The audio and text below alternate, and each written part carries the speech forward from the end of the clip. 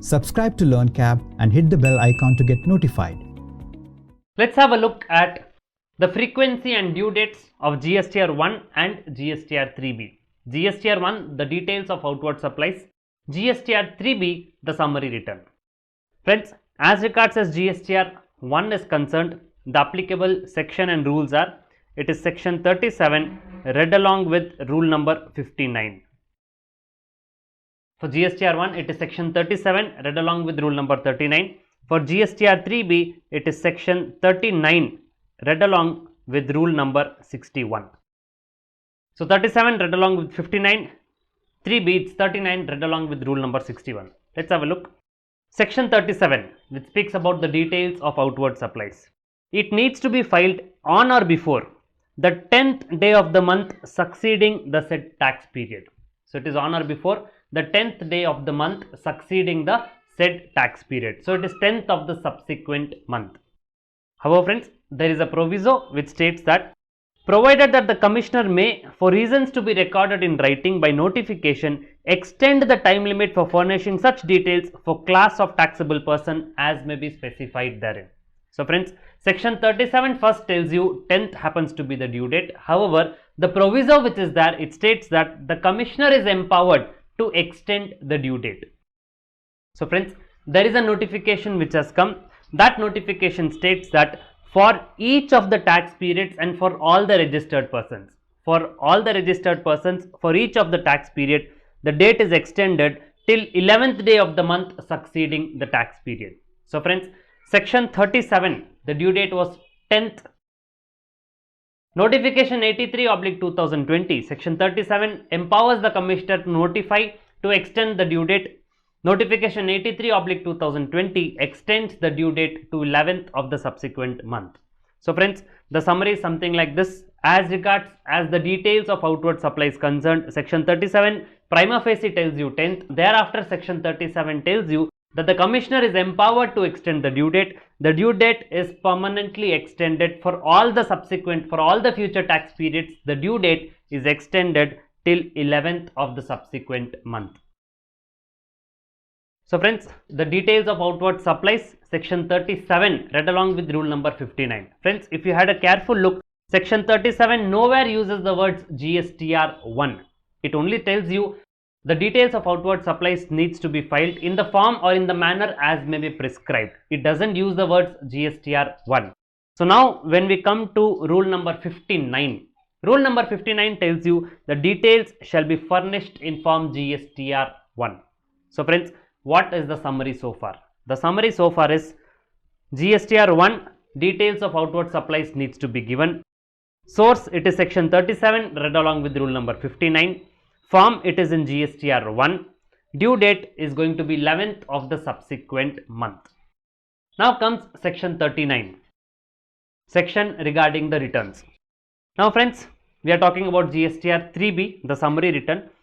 It needs to be filed for every calendar month or part thereof within such time as may be prescribed. So what we get to know is GSTR 3B is a monthly return. It is a monthly return. What is the due date? Friends, section 37 told you the due date, but section 39 doesn't tell you the due date. It just simply tells you within such time as may be prescribed. It further reads on, section 39, there is a proviso which reads that provided that the government may, on the recommendations of council, notify certain class of registered person who shall furnish a return for every quarter or part thereof, subject to such conditions and restrictions as may be specified therein. So friends, what does it tell you? Section 39 tells you that in due course or generally return needs to be filed monthly, but however, the government can notify a class of registered persons who will be filing this particular return on a quarterly basis. So friends, the frequency of this return is monthly, but for certain class of registered person, it is also quarterly. Now friends, as we all know, as regards as GSTR 1 is concerned, it is details of outward supplies. Do you make any payment of taxes along with GSTR 1? The answer is no. So friends, what is the return? The return is the summary return which is given in GSTR 3B. So we got to know GSTR 3B needs to be filed on a monthly basis. We get to know GSTR 3B needs to be filed on a monthly basis, and for certain class of registered person it can also be filed on a quarterly basis. But what about payment of taxes? This is the due date for filing the return. Initially we had understood that the payment of taxes needs to be filed along with the return. But what is the source of that understanding? The source of this understanding is subsection 7 of 39. Section 39 subsection 7 tells you that every registered person who is required to furnish a return under subsection 1, here other than a person who is referred in the proviso thereto, which means that who was referred in the proviso? In the proviso it was a class of registered persons who are notified to file the return quarterly. So friends, currently this particular subsection 7 is only speaking of those persons who are going to file their return on a monthly basis. So it is telling you they shall pay the tax due as per such return not later than the last date on which he is required to furnish the return. So friends, the initial understanding which we had that payment of taxes needs to happen along with the return, the source of that understanding is 39 subsection 7, which tells you the taxes needs to be paid, or to rephrase the question, what is the last date for payment of taxes? The last date for payment of taxes is not later than the last date on which he is required to furnish such return. Now friends, what is the date on which is required to furnish the return? What is the due date of filing the return? We have not yet seen. Friends, please understand, as regards as section 39 was concerned, it told you that return is going to be a monthly affair. What is going to be the due date? As may be prescribed. For certain class of notified persons, return is going to be a quarterly affair. What is going to be the due date? As prescribed. So we yet do not know the due date of filing the return. We are yet to see it. 39 subsection 7 tells you the due date for making the payment is the last date on which you are supposed to file the return. But it is talking about which return filers? It is talking about monthly return filers. Now friends, what about quarterly return filers? What about quarterly return filers? We have seen there is a proviso to 39 subsection 1 which told you that the government can notify a class of registered persons who can file their return quarterly.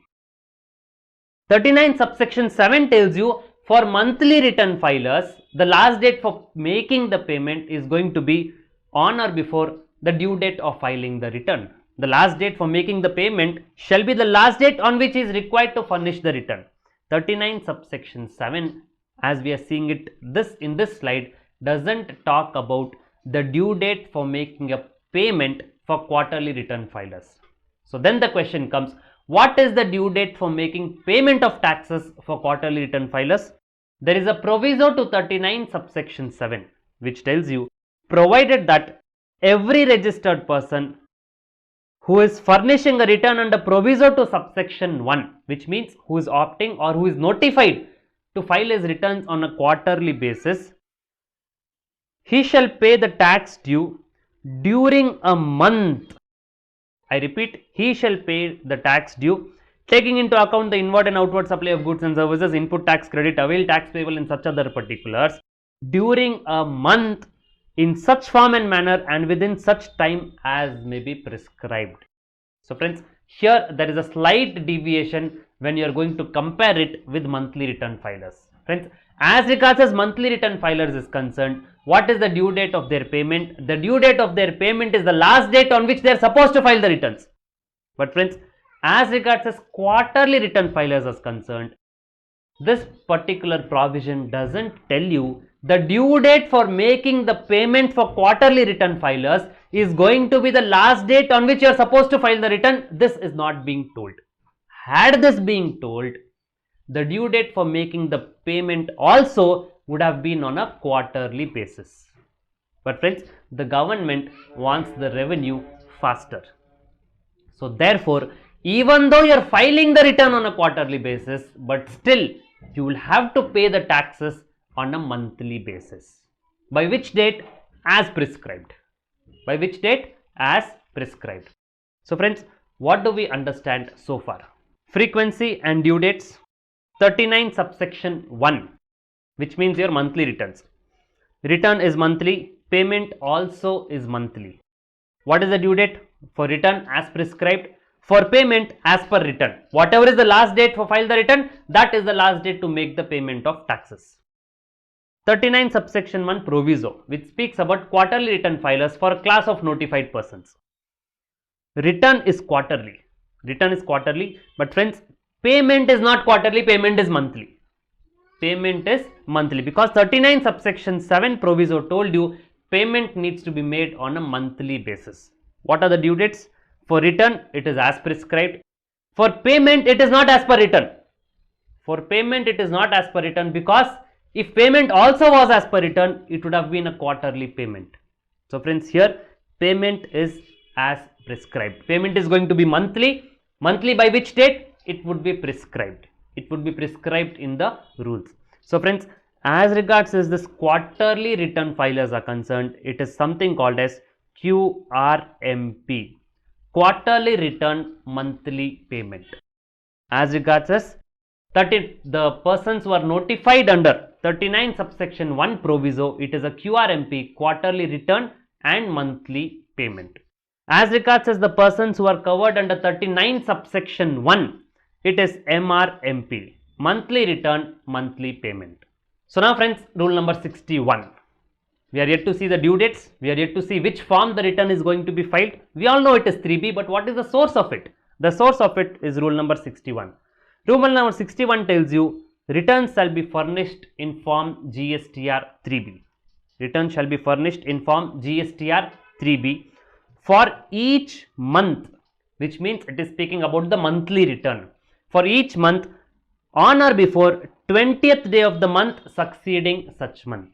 So friends, for monthly return, the due date of filing GSTR 3B happens to be the 20th of the subsequent month. It happens to be 20th of subsequent month. Say for example, for the month of April, it is going to be 20th of May. For whom?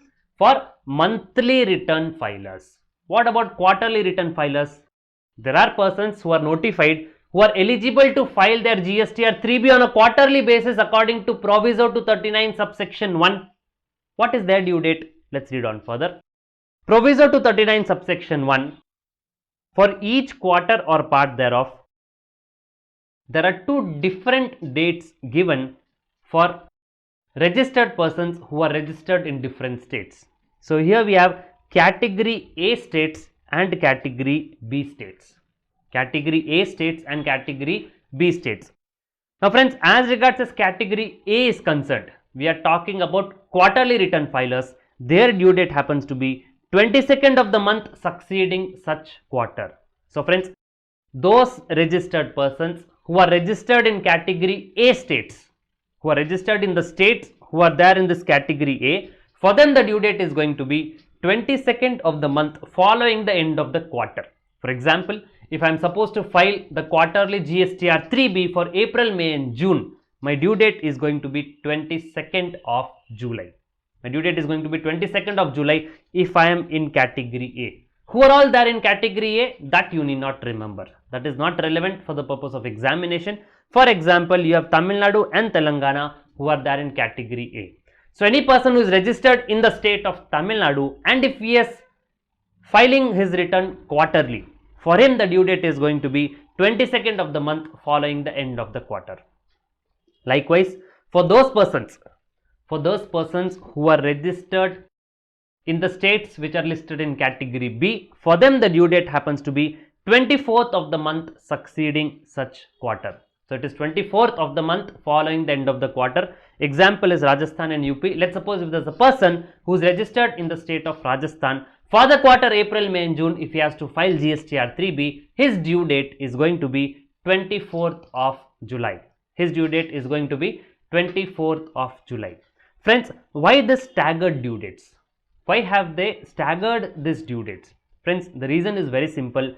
If the due dates are staggered, portal will be in a much better manner to handle the traffic. The entire rush would not be coming on a single day. Assuming the due date to file the monthly return, the quarterly return for everyone, had it been 20th, then the portal would have had to handle a lot amount of traffic.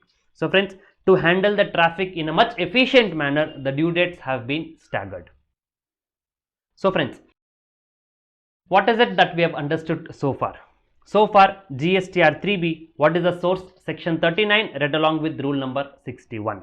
Section 39 read along with rule number 61. The return as regards as monthly is concerned, the due date happens to be 20th of subsequent month. Friends, please understand, as regards as your monthly 3B is concerned, there are no two different dates, there are no category A and category B states. As regards as your monthly return is concerned, there are no different due dates. There is nothing called as category A and category B states. Everything, for every registered person who is filing a monthly 3B, for him the due date is fixed 20th of subsequent month. And friends, what is the due date for payment of taxes? Of course 20th of subsequent month, because for monthly filers the due date, the last date for payment of taxes is the last date on which return is supposed to be filed. Now friends, as regards as quarterly returns is concerned, for quarterly returns it is for category A states 22nd of MEQ. What is MEQ? Month following the end of the quarter. So for the April, May and June, it is going to be 22nd of July. 22nd of the month following the end of the quarter. Quarter ends by June. The month which is following June is July. 22nd of July. 22nd of July happens to be the due date for category A states. For category B states, it is going to be 24th. Friends, I repeat, you need not remember which names are there in category A and which names are there in category B. It is not required for your examination. But all that you need to know is there are two dates. One is 22nd, one is 24th. Now friends, comes the question. As regards as monthly return is concerned, I know the due date of filing the return. I also know the due date by which payment of taxes should happen. As regards as quarterly returns are concerned, I know what is the due date of filing the quarterly return, but what about due date of payment of taxes? As we all understand, for quarterly return filers, it is QRMP, return is quarterly but payment is monthly. But when should I make this payment? By when should I make this payment? Let's have a look. Rule number 61. Rule number 61 tells you, every registered person who is required to furnish a return every quarter shall pay the tax due under proviso to subsection 7 of 39. That means 39 subsection 7 told you that payment needs to be made on a monthly basis for each of the first 2 months of the quarter. For each of the first 2 months of the quarter by 25th day of the month succeeding such month. I repeat, what is the due date which is given? The due date which is given is for each of the first 2 months of the quarter by 25th day of the month succeeding such quarter. Let's take the quarter of April, May and June. For a person who is filing the return quarterly, for April, May and June quarter, what is the due date of filing the return? Let's suppose it is category A states, it is going to be 22nd of July. But what is the due date for payment of taxes? For the first 2 months, it is 25th of the subsequent month. What is the first month? April. For April, it is going to be 25th of May.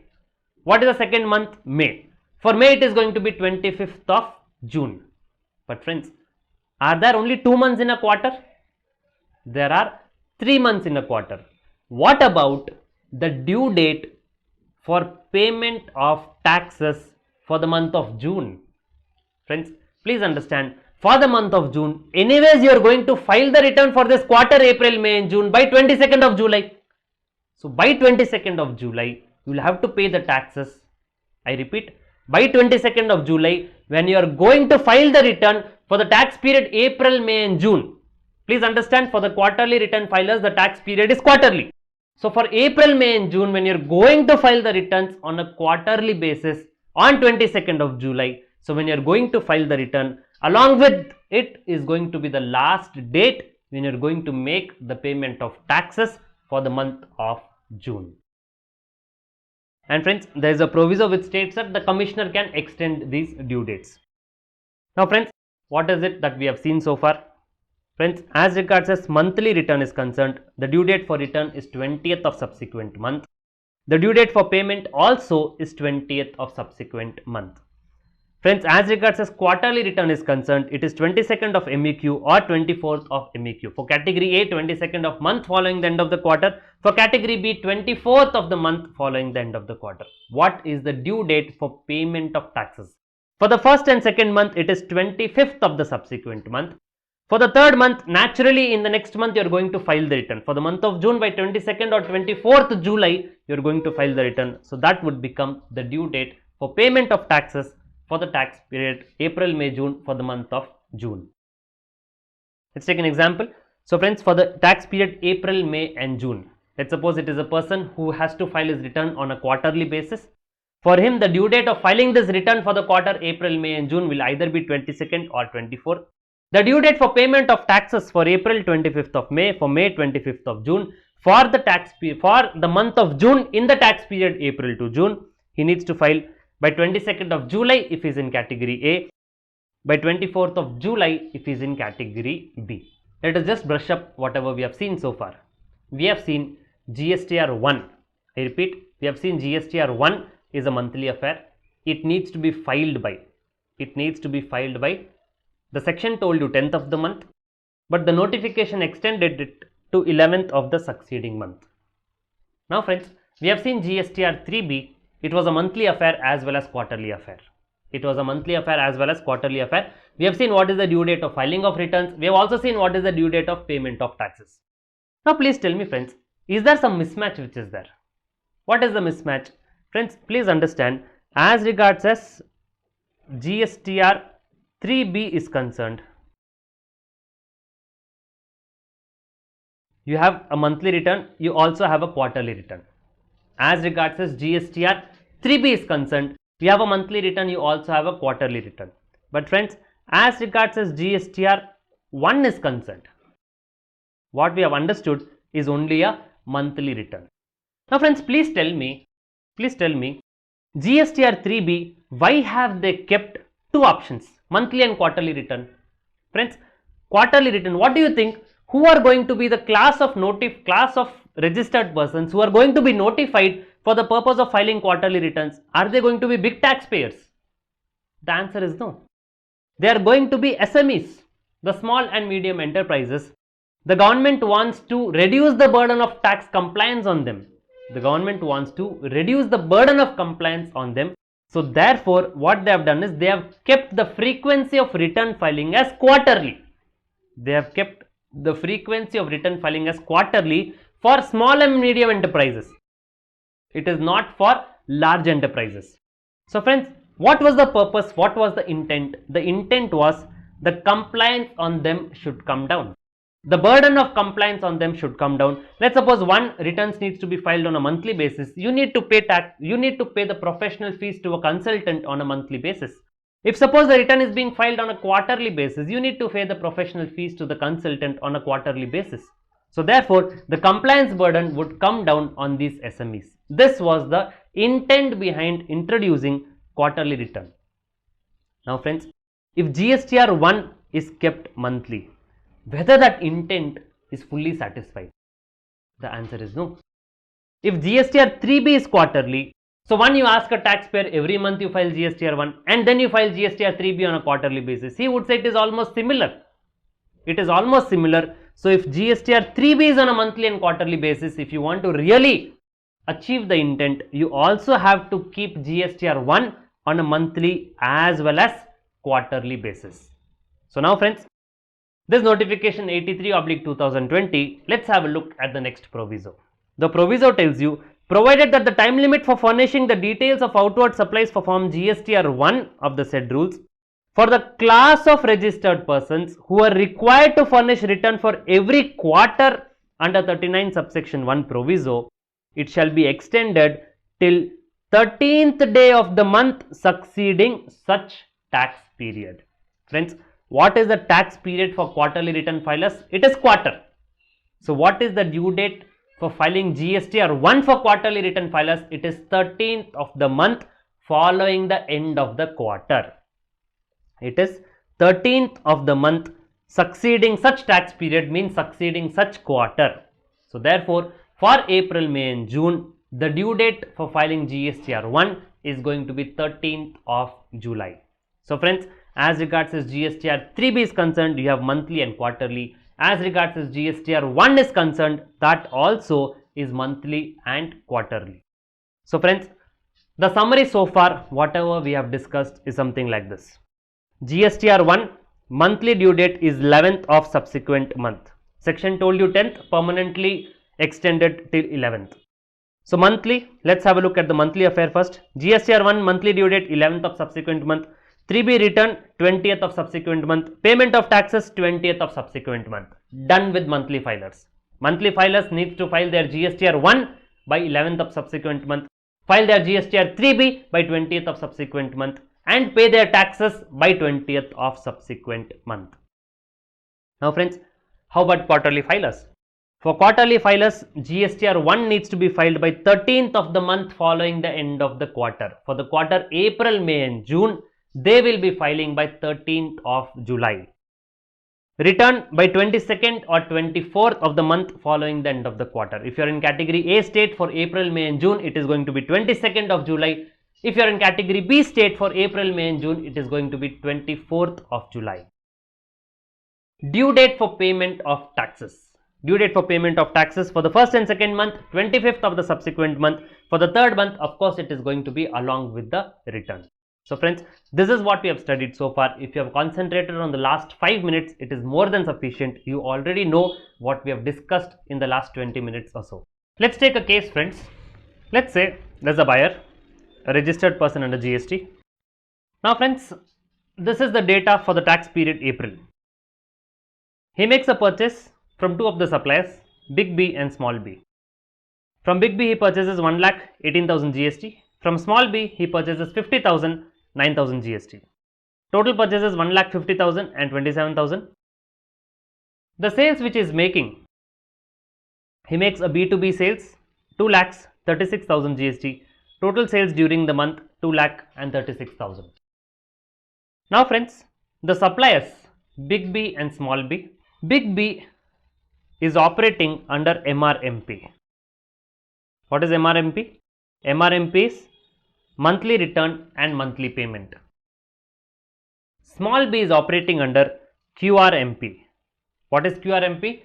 Quarterly return, monthly payment. Now friends, Big B needs to file GSTR 1 and GSTR 3B on a monthly basis. Small b needs to file GSTR 1 as well as GSTR 3B on a quarterly basis. Now friends, for the tax period April, what is the due date to file GSTR 1 for Big B? It is 11th of May. For the very same month April, when is Small b going to file his GSTR 1? Friends, please understand, GSTR 1 under QRMP scheme also needs to be filed on a quarterly basis.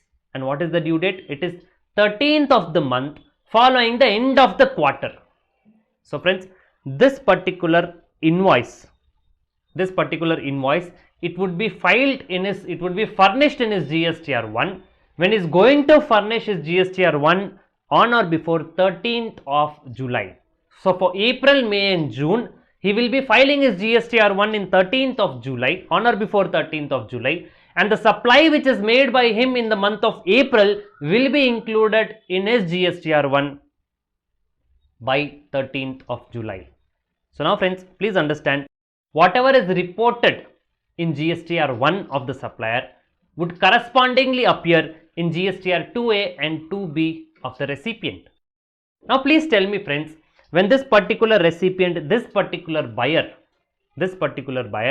when he is going to download his GSTR 2B report, why are we concerned about GSTR 2B report? Because 36 sub rule 4 is going to take the document GSTR 2B.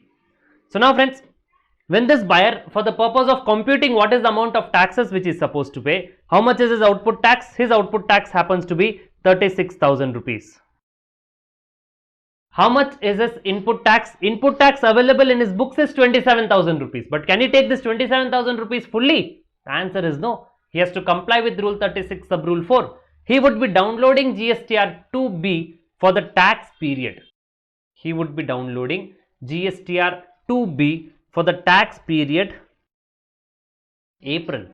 And friends, in this GSTR 2B for the tax period April, will he find this invoice of Small b? The answer is no. Because friends, Small b will include this invoice in his GSTR 1 when he is going to file it in the month of July. So friends, only in the later on tax period GSTR 2B, this particular invoice would appear. So as of now friends, in this GSTR 2B of this particular buyer, what would be appearing? What would be appearing is only this particular invoice of Big B, 18,000 rupees. So input tax credit which this particular person can avail is only 18,000 rupees plus another 5% according to rule 36 sub rule 4. Whatever is appearing in 2B plus 5% subject to a maximum of book credit. So now friends, the question is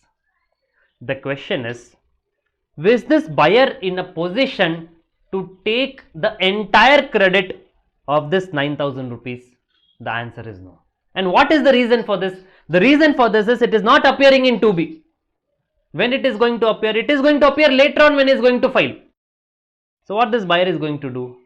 Either the buyer is not going to make purchases from small b, the business of small b is going to be hampered, or the buyer is going to withhold the payment. The buyer is going to withhold the payment of small b. He would say to this small b that because of you I am paying extra taxes. Because of you I am not able to take the full input tax credit, so that I am going to pay extra taxes for now. I am losing my working capital. So till such time I am going to take this credit, I will withhold your money. Small b tells it is not justifiable. Small b tells it is not justifiable. You please have a look at the due dates of filing GSTR 1. The due date of filing GSTR 1 for a QRMP scheme, I have even tabulated it for you. It says under QRMP scheme, I will be filing GSTR 1 only by 13th of the month following the end of the quarter. For April, May and June, I will be filing it in July. This is what the law permits me to do. Now, when the law is permitting me to do so, how can you withhold my money? The buyer says, the very same law which you are talking about, under rule 36 sub rule 4, it is denying credit to me. It is denying credit to me. The very same law is impacting my working capital. So therefore, I am going to withhold your money. Now friends, is the concern of this buyer genuine? The answer is yes. The concern of this buyer is genuine. Now, whether small b is complying with the law, the answer is yes. But is he losing business? Is his working capital impacted? The answer is yes. So is a solution required? The answer is yes. You require a solution. What solution is it required? Friends, for a QRMP scheme, GSTR 1 is quarterly, GSTR 3B also is quarterly. But friends, now to come out of this situation, the government has proposed a midway solution. What is the midway solution is, although GSTR 1 will be filed on a quarterly basis,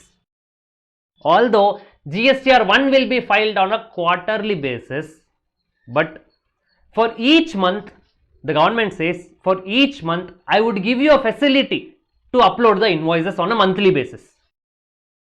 The government says, I would give you a facility to upload the invoices on a monthly basis as well. And that facility is called as Invoice Furnishing Facility. It is IFF. So friends, for those registered persons who are operating under QRMP scheme, who are going to file their returns, who are going to file their GSTR 1 on a quarterly basis, for them, in order to facilitate to furnish their invoices on a monthly basis, a facility is being given in the form of Invoice Furnishing Facility, so that they can use this facility, upload their invoices in IFF. It will get correspondingly reflected in their GSTR 2A and 2B of the recipients, and accordingly they also can take a credit on a monthly basis. So friends, IFF is nothing but it is a subset of GSTR 1. IFF is nothing but it is a subset of GSTR 1. This facility has been given. GSTR 1 is still quarterly only, but a small facility has been given to enable the suppliers under QRMP scheme to upload their invoices on a monthly basis. So now friends, let's have a look at rule number 59 sub rule 2. It says the registered persons required to furnish return for every quarter under proviso to 39 subsection 1 may furnish the details of such outward supplies of goods or services or both to a registered person as he may consider necessary for the first and second months of a quarter.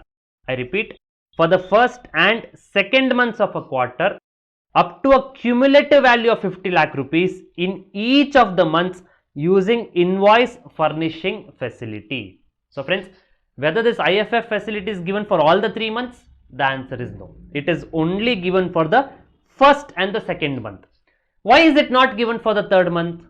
Friends, anyways for the third month, in the next upcoming month, GSTR 1 is going to be there. Let's suppose for the quarter April, May and June, for April IFF is given, for May IFF is given, for June IFF is not required because anyways by July 13th GSTR 1 needs to be filed.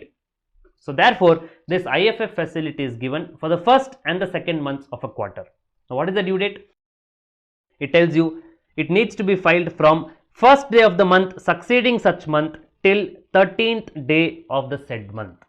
So friends, IFF needs to be furnished by 13th of the subsequent month. IFF needs to be furnished between first day of the subsequent month till 13th day of the subsequent month. Now friends, just visualize. As regards as a QRMP fellow is concerned, for him the details of outward supplies always needs to be given by 13th of the subsequent month only. Tell me how? For April, IFF due date is 13th. For May, IFF due date is 13th. For June, there is no IFF. But for the quarter April, May and June, GSTR 1 due date is 13th of the subsequent month. So for April, 13th of May. For May, 13th of June. For June, there is no IFF, but GSTR 1 for April, May and June is by 13th of July. So QRMP fellow can freeze the dates for his outward supplies. It is going to be 13th of the subsequent month. So now friends, let's reanalyze the situation. The same case, big B and small b. Now friends, this small b is a QRMP fellow. He is a QRMP fellow. Now, for the supplies which are made in April, he can file, he can upload these invoices in IFF, invoice furnishing facility. He can file it by 13th of May. Friends, please understand, this fellow is MRMP, monthly return, monthly payment. For him, the due date of GSTR 1 is 11th of May. For him, IFF facility has been given, the due date is 13th of May. So now friends, this will appear in GSTR 2B, assuming they are filed within their due dates, it will appear in GSTR 2B of April. This particular assessee will be in a position to take the entire input tax credit. I am sure you are able to follow this. But friends, wait a moment. What is the amount of tax which this person needs to pay? He needs to pay output tax, it is 36,000. Input tax credit according to rule 36 sub rule 4. Input tax credit according to rule 36 sub rule 4. What does rule 36 sub rule 4 tells you? Please recollect. It tells you that for those details which are not uploaded in GSTR 1, how much credit can be taken? Maximum the credit can be taken is going to be some percentage of the details which are uploaded in GSTR 1. So 36 sub rule 4 speaks only about the details which are uploaded in GSTR 1. Does it also speak about the details which are uploaded in IFF? Let's have a look. If you could recollect, when we were studying 36 sub rule 4, we had kept IFF as pending. We told this will discuss at the appropriate time. This is the appropriate time now friends. Let's read 36 sub rule 4 again. So input tax credit to be availed by a registered person in respect of invoices or debit notes, the details of which have not been furnished by the suppliers under 37(1) in GSTR 1 or using IFF. So friends, what is GSTR 1? MRMP, monthly return, monthly payment. Or for QRMP, when they are going to include the details of the invoices for the last month of the quarter. So GSTR 1, it is not that GSTR 1 is not going to be filed by QRMP fellows. QRMP fellows will also file GSTR 1. So you have GSTR 1 for MRMP as well as QRMP using IFF. IFF is what? For the first and the second month. It is for the first and the second month of the quarter. So friends, whatever the invoices or debit notes, the details of which have not been furnished by the suppliers in GSTR 1 or using IFF shall not exceed 5% of the eligible credits available in respect of invoices or debit notes, the details of which have been furnished by the suppliers under GSTR 1 or IFF. So is IFF also being recognized under 36 sub rule 4? The answer is yes. So now friends, this particular person, when he is going to comply with 36 sub rule 4, whatever is appearing in his GSTR 2B, let the source be. Let the source be coming from GSTR 1, let the source be coming from IFF. It doesn't matter, 36 sub rule 4 equally recognizes GSTR 1 as well as IFF. So friends, now input tax credit, assuming both are going to appear, so therefore ITC which can be availed by him is 27,000. It is 27,000. The difference 9,000 he is supposed to pay through his electronic cash ledger. I am sure you are able to follow this. Friends, in the preceding slide, the amount which he was supposed to pay was much more than 9,000. There was working capital loss which was happening. So therefore, to come out with this situation, the government has given a solution in the form of IFF, Invoice Furnishing Facility, available only for QRMP fellows, available only for the first and the second month of the quarter. The due date happens to be between 1st to 13th of the subsequent month. Now friends, we know conceptually what is IFF. You have got a brief idea about IFF. Now let us dig into the details. Let's read rule number 59. The registered person, we are still into IFF, we are just analyzing it further. The registered person who is required to furnish the return for every quarter, that means it is speaking about those persons who are quarterly filers, may furnish the details of such outward supplies of goods or services or both, which is made to a registered person as he may consider necessary for the first and second months of a quarter, up to a cumulative value of 50 lakh rupees in each of the months, using invoice furnishing facility, hereinafter called as IFF, from the first day of the month succeeding such month till 13th day of the said month. Friends, this you will have to by heart it. It will automatically get synced in your mind once we are going to see few questions, but you will have to keep each and every minute point in your mind. Let's have a look at the few questions. Question number 1. Who can file IFF? Can IFF be filed by everybody? The answer is no. IFF can be filed only by those persons who are filing their returns on a quarterly basis, because it says the registered persons who are required to furnish the return for every quarter. So IFF can be filed by only those persons who are into the QRMP scheme. Next one. For which months of the quarter can it be filed? Can it be filed for all the months of the quarter? The answer is no. It is only for the first and second month of the quarter. What is the due date of IFF? The due date of IFF is between 1st to 13th of the subsequent month. Let's suppose for the quarter April, May and June. For April, 1st to 13th of May. For May, 1st to 13th of June. For June, sorry, there is no IFF. The next interesting question is, can it be filed after the due date? Can it be filed after the due date? Now friends, let's have a look at the due date. It tells you it needs to be filed from the first day of the month succeeding such month till the 13th day of the said month. It needs to be filed from the first day of the month succeeding such month till the 13th day of the said month. Friends, if you carefully analyze the fashion or the manner in which the due date has been worded, it is totally different. It is totally different from the other due dates which we have seen. Friends, the other due dates which we have seen, it doesn't tell you have to file this particular return or details in between this period. It will tell you it needs to be filed on or before 11th of the next month, on or before 10th of the next month. It doesn't tell you it needs to be filed from this date till this date. Just have a look. Section 37, the due date of GSTR 1. There it tells you it needs to be filed on or before 10th of the month succeeding such tax period. It doesn't tell you it needs to be filed between 1st to 10th. But here friends, the language is different. It tells you it needs to be filed from first day of the month succeeding such month till 13th day of the said month, which means that once you have missed the due date, IFF cannot be filed after this particular date. IFF cannot be filed in a delayed manner. IFF, if you want to file it, you have to file it between the said dates, that is 1st to 13th. So can it be filed after the due date? The answer is no. The next question, is it mandatory to file IFF? Is it mandatory to file IFF? Friends, if you look into the wordings of section 37, it tells you every registered persons other than these persons shall furnish the details of outward supplies, which means GSTR 1 filing is mandatory. But whether filing IFF is mandatory, please concentrate.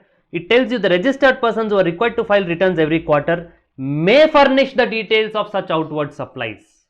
So which means that filing IFF is not mandatory. It is at the option of the registered person whether he wants to file IFF or not. However, his customers will force him to file, that is a different story. But as far as law is concerned, rule number 59 tells IFF is optional. If you want, you file, otherwise you don't file. But if you want to file, you have to file it before the due date. After the due date, I will not allow you to file. So friends, is it mandatory to file IFF? The answer is no. It is an optional facility which is given. What is the value of supplies that can be included in IFF? You are a QRMP fellow. You want to file IFF for the first and second month of the quarter.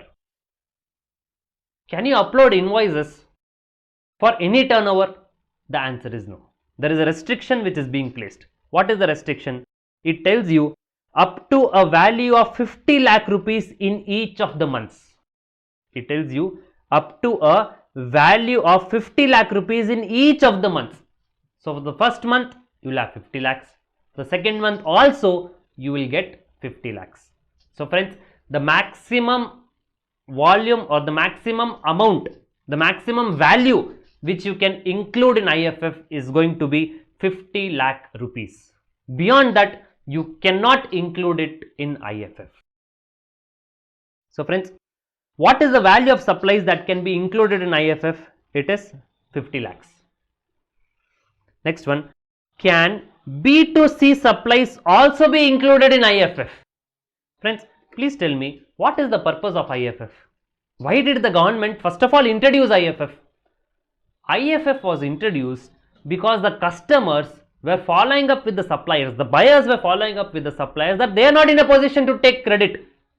Now who will take credit? Only the registered persons will take credit. So therefore, is it a case of B2B supply which warranted the introduction of IFF? The answer is yes. It was only because of B2B supplies the registered persons were not in a position to take credit, so therefore they followed up their suppliers. And to solve that, to bring a solution to this, IFF has been introduced. So friends, whether B2C supplies also can be included in IFF, logically it is no. Let's have a look at rule number 59 as well. What does 59 tell you? 59 tells you that this person, the quarterly filers, may furnish the details of such outward supplies of goods or services or both which is made to a registered person, which means that IFF is only for B2B supplies. So can B2C supplies also be included in IFF? Answer is no. Next one, if B2B supplies are greater than 50 lakhs, in the tax period April, I have made B2B supplies for 60 lakhs. Can I include them? The answer is no, because the capping of IFF is 50 lakhs per month. Now, if B2B supplies are greater than 50 lakhs, which one to include? If B2B supplies are greater than 50 lakhs, which one to include? Because I cannot include, in our example, I cannot include 60 lakhs. Which one should I include? Now friends, this is my discretion.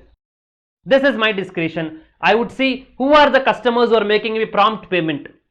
Who are the customers with whom I want to continue business, with whom I want to have a long-term relationship. I would include their invoices in my IFF. They will be in a position to take credit. Is it my discretion? The answer is yes. Absolutely, it is my discretion. The law doesn't tell you that first 50 lakhs invoices you have to include. No. Can I include any invoices? The answer is yes. Let's have a look at the law as well. What does it say? It says that the person who is filing return every quarter may furnish the details of such outward supplies which is made to a registered person as he may consider necessary. He will include such outward supplies which is made to a registered person as he may consider necessary. So whatever I feel is correct, I can include those 50 lakhs. So friends, if B2B supplies is greater than 50 lakhs, which ones to include? It is the discretion. Now next one is agreed. I cannot include this 10 lakhs. Which 50 lakhs I will include? My discretion. Where should I show this 10 lakhs? In IFF, I am in a position to show only 50 lakhs, which means the 10 lakhs I am not in a position to show. Let's suppose in a particular tax period 70 lakhs. In a particular tax period, let's say 70 lakhs is my outward supplies. 60 lakhs is B2B, 10 lakhs is B2C. Out of this 60 lakhs, only 50 lakhs I can show in IFF. So what is not shown in IFF is 10 lakhs for B2B and 10 lakhs for B2C. Where should I show them? I will be showing them in the GSTR 1, which I am going to file. So friends, I will be showing them. If B2B, where to include B2C and the value exceeding 50 lakhs, I can include them in the GSTR 1, which I am going to file. Next one, if decided to file IFF, if this is a very interesting question, if decided to file IFF, is it mandatory to include all supplies? See, now I am not talking about a scenario where my value of supplies is 60 lakhs. I am talking about a scenario where my value of supplies is 40 lakhs only and I choose to file IFF. My question is, whether to file or not to file is my choice. If I choose to file and if my value of supplies is only 40 lakhs, should I necessarily include the entire 40 lakhs? Or if say I decide out of this 40 lakhs, one fellow is a crooked fellow. That customer, I do not want this invoice to appear in GSTR 2B. Therefore, out of 40 lakhs, I will file only 30 lakhs. Are you able to follow the question? The question is whether to file or not to file. My choice. Yes, my choice. If decided to file, I can file only up to 50 lakhs. I agree. But let's assume that my value of supplies is only 40 lakhs. Can I choose that even out of 40 lakhs, if I have decided to file, I will upload only 30 lakhs? Friends, let's read the law again. It tells you the person may furnish the details of such outward supplies of goods or services or both made to a registered person as he may consider necessary up to the value of 50 lakhs. So friends, whatever I consider necessary, whether should I file or not to file, my choice. If I file, I know that I cannot file beyond 50 lakhs, agreed, but within 50 lakhs, whom to show or whose invoice to show, whose invoice not to show is my choice. Even if it is below 50 lakhs, it is only 40 lakhs, I may decide to show only 30 lakhs. It is absolutely my choice. Nobody can question me. So friends, if decided to file IFF, is it mandatory to include all supplies? The answer is no. It is absolute choice of the registered person. So friends, we have done Rule 59 analysis thoroughly, 59 sub Rule 2, which speaks about IFF. Let's take this one example. Let's say transactions for the tax period January, B2B supplies 40 bills are there, 40 lakhs, B2C supplies 30 bills are there, 10 lakhs. How much can I include in IFF? Friends, in IFF only B2B, that too only up to 50 lakhs. How much is B2B? 40 lakhs. So B2B, 40 bills, 40 lakhs I can include. If I choose to include only 30 lakhs, that also is possible. But assuming he chooses to include everything, so B2B 40 bills, 40 lakhs will be shown in IFF. For the tax period February, B2B there are 60 bills, 60 lakhs, 10 bills, 10 lakhs. Friends, IFF only B2B only up to 50 lakhs. So B2C obviously I cannot show. Rest I have got 60 bills amounting to 60 lakhs. I will have to ignore 10 lakhs. So I say 50 bills valuing 50 lakhs. Which 50 bills? That is my choice. March month, B2B 80 lakhs, 80 bills, B2C 40 bills, 50 lakhs. Now friends, for the tax period March, is there any IFF? The answer is no. IFF is not applicable. So should I file GSTR 1? The answer is yes. I will be filing quarterly GSTR 1. Now what will be contained in my GSTR 1? Friends, in my GSTR 1, please understand, for the tax period January, what was left over? B2C 30 bills, 10 lakhs was left over. So I say B2C 30 bills, 10 lakhs. What was left over in the month of February? B2C 10 bills, 10 lakhs was left over. B2C 10 bills, 10 lakhs. Also in B2B 10 bills, 10 lakhs was left over. So I say B2B 10 bills 10 lakhs. For the tax period March, I did not file IFF because that is not available. So this entire turnover I am supposed to include. For the tax period March, B2B 80 bills 80 lakhs and B2C 40 bills 50 lakhs. All these things I will be furnishing in my quarterly GSTR 1 April to June, which I am supposed to file by 13th of the subsequent month. For 13th of April, for Jan, Feb and March, it is 13th of April. I will be including all these things in my GSTR 1 and I would file GSTR 1. So friends, what is it that we have learnt so far? So far, monthly affair, details of outward supplies in GSTR 1, due date for details of outward supplies 11th of subsequent month, due date for GSTR 3B 20th of subsequent month, due date for payment of taxes 20th of subsequent month. For quarterly filers, details of outward supplies. For the first and second month for B2B up to 50 lakhs, I have got IFF. For others, everything I will dump it in GSTR 1. Next, due date for details of outward supplies for IFF, it is for the first and second month between 1st to 13th of the subsequent month. For GSTR 1, it is 13th of the month following the end of the quarter. What is the due date for GSTR 3B? For category A states, 22nd of the month following the end of the quarter. For category B states, 24th of the month following the end of the quarter. Due date for payment of taxes, for the first and second month, it is 25th of the subsequent month. For the third month, it is 22nd or 24th of the month following the end of the quarter. I am sure by now you are thorough with whatever we have discussed. Now friends, please tell me, as regards as rule number 59 is concerned, let's read rule number 59. Rule number 59 tells you the details of outward supplies of goods or services or both shall furnish such details in form GSTR 1, which means that it is mandatory to file GSTR 1 and disclose all the details of outward supplies.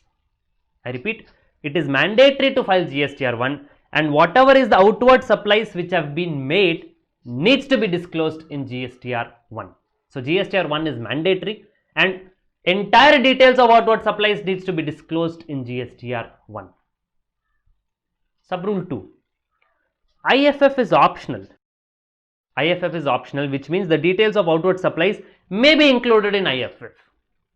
Now friends, please tell me, those details which I have already included in IFF, should I again re-include them when I am going to file the quarterly GSTR 1? The reason why we are discussing this is 59 subrule 1 tells me that all the details of outward supplies shall be included in GSTR 1, which means that even though I might have included them in IFF, still is it mandatory for me to re-include them in GSTR 1? Let's have a look at subrule 3. The details of outward supplies furnished using the IFF for the first and second months of a quarter shall not be furnished in form GSTR 1 for the said quarter. So friends, this is the reason why we had already discussed IFF is a subset of GSTR 1. The details what you are including it in IFF, those details need not be included again in GSTR 1. If you look into the previous example what we had seen, in GSTR 1, quarterly GSTR 1, we have included only those details which were not furnished in IFF. Say for example, for the month Jan, totaling was B2B 40 bills 40 lakhs, B2C 30 bills 10 lakhs. In IFF, I already included 40 bills 40 lakhs. So when I am going to file GSTR 1 of the tax period January, I am not going to re-include B2B invoices because that is already included in IFF. So what I am going to consider is B2C 30 bills 10 lakhs. So friends, the question which arose was, whatever is included in IFF, should I re-include them in GSTR 1? The answer is no, it need not be re-included in GSTR 1. Friends, GSTR 3B can be filed on a monthly as well as quarterly basis. Now, who are those persons who can file quarterly basis? 39 subsection 1 proviso tells you the government may, on the recommendations of council, notify certain class of registered persons who shall furnish a return for every quarter. So now friends, as we initially discussed on a broader sense, obviously these persons are going to be those persons who are SMEs. The government will permit the SMEs to file the returns on a quarterly basis. But now let us go and look into the notification exactly that who are those class of registered persons who are eligible to file their GSTR 3B on a quarterly basis. Notification 84/2020. You need not remember the notification number. It tells you the registered persons having an aggregate turnover of up to 5 crore rupees in the preceding financial year and who have opted to furnish a return for every quarter. So friends, which class of registered persons are notified? Those class of registered persons who are having an aggregate turnover in the preceding financial year up to rupees 5 crores, and the most important point is, and who have opted to furnish a return for every quarter, which means that I may be a registered person whose aggregate turnover in the preceding financial year is below 5 crore rupees, but still I do not want to file returns on a quarterly basis. I want to file my GSTR 1 and GSTR 3B on a monthly basis. Is it possible to do so? The answer is yes. This QRMP scheme is available only for those who are choosing to be inside the scheme, who are opting for the scheme. Only for those this is applicable. So friends, let's read again. The registered person having an aggregate turnover of up to rupees 5 crores in the preceding financial year and who have opted to furnish a return for every quarter shall, subject to the following conditions and restrictions, furnish a return for every quarter. So it tells you, 1. You should be a registered person whose aggregate turnover in the preceding financial year should be up to rupees 5 crores. 2. You should opt for the scheme. And 3. You should follow the conditions and restrictions which are being placed. What are those conditions and restrictions? Namely, the return for the preceding month as due on the date or of exercising such option has been furnished. As we all know that this scheme needs to be opted for. By when should it be opted for? We'll see it subsequently. But as of now, just understand it needs to be opted for. But the date on which you are going to opt for this scheme, on that particular date, you should have already filed your return of the preceding tax period. This is what condition number 1 tells you. The return for the preceding month as due on the date of exercising such option has been furnished. Condition number 2. Where such option has been exercised once, they shall continue to furnish the return as per the selected option for future tax period unless they revise the same. So friends, condition number 2 tells you that you opt to file returns on a quarterly basis. You choose the QRMP scheme. QRMP scheme is for a quarter. Should you choose this scheme for every quarter? Should you go and opt that I want to file returns under the QRMP scheme? Should this option be exercised every quarter? The answer is no. It tells you that once you have opted for it, you will continue to remain under the QRMP scheme as long as you do not withdraw from the scheme. It tells you, where such option has been exercised once, they shall continue to furnish the return as per the selected option for future tax periods unless they revise the same. So friends, what have we seen so far? So far what we have seen is, 1. The registered person whose aggregate turnover is below 5 crore or is up to rupees 5 crores in the preceding financial year, he can opt for the scheme if he is satisfying certain conditions. What are those conditions? The return which is due, for the preceding month needs to be filed on the date on which you are opting for the scheme. What is the date within which you have to opt for the scheme? We will see separately. The second thing is, the option once exercised, you will continue to remain under the scheme unless you are withdrawing from the scheme. The next point tells you, the registered person whose aggregate turnover crosses 5 crore rupees during a quarter. Which financial year it is talking about? It is talking about the current financial year when you are already running inside the QRMP scheme. The registered person whose aggregate turnover crosses 5 crore rupees during a quarter in a financial year shall not be eligible for furnishing of return on a quarterly basis from the first month of the succeeding quarter. So friends, in the preceding financial year, my aggregate turnover was up to rupees 5 crores. I opt to file my returns under the QRMP scheme. In the current financial year, I make an option. The option once exercised will continue. I will remain under the QRMP scheme unless I exit from it. This exit is optional from my end. However, there is a mandatory exit also which is being imposed. What is the mandatory exit? In the current financial year, if my aggregate turnover is exceeding rupees 5 crores, in the current financial year, if my aggregate turnover is exceeding rupees 5 crores, then I will not be in a position to continue in the QRMP scheme. From when? From the next quarter onward. From the first month of the succeeding quarter. Let's suppose my turnover crosses 5 crore rupees on, let's say, 15th of November. 15th of November, my turnover crosses 5 crore rupees. Let's say April, May, June, I am under the QRMP scheme. July, August, September under the QRMP scheme. October, November, December. In November, my turnover exceeds 5 crore rupees. Can I continue under the QRMP scheme for October, November, December? The answer is yes. Mandatory exit will be from which month? It will be from first month of the succeeding quarter. The quarter in which my turnover exceeds the 5 crores. In the succeeding quarter, from the first month, I will not be in a position to remain under the QRMP scheme.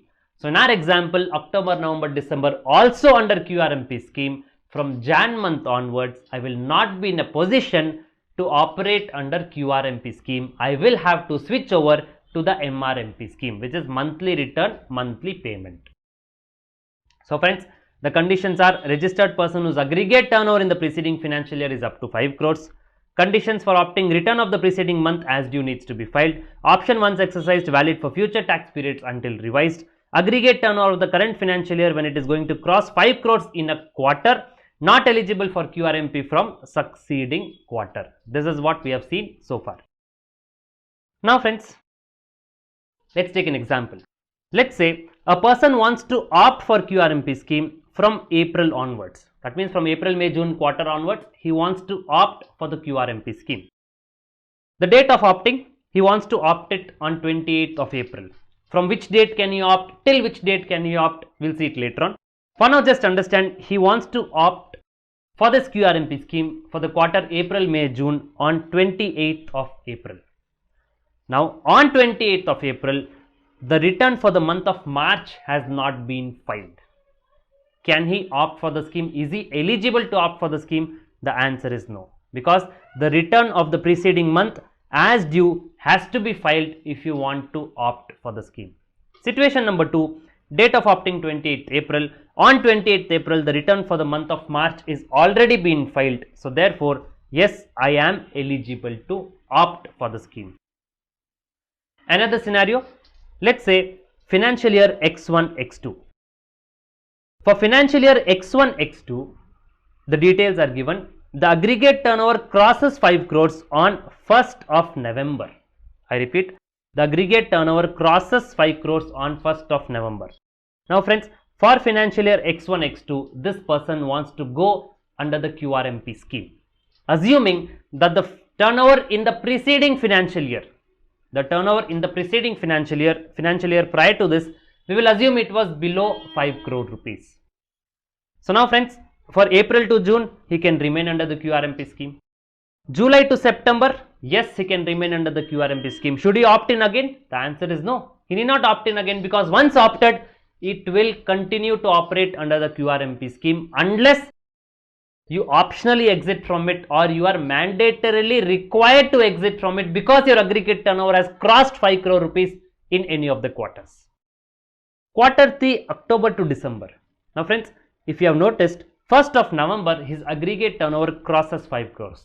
But still, for this quarter, October to December, he can continue under the QRMP scheme.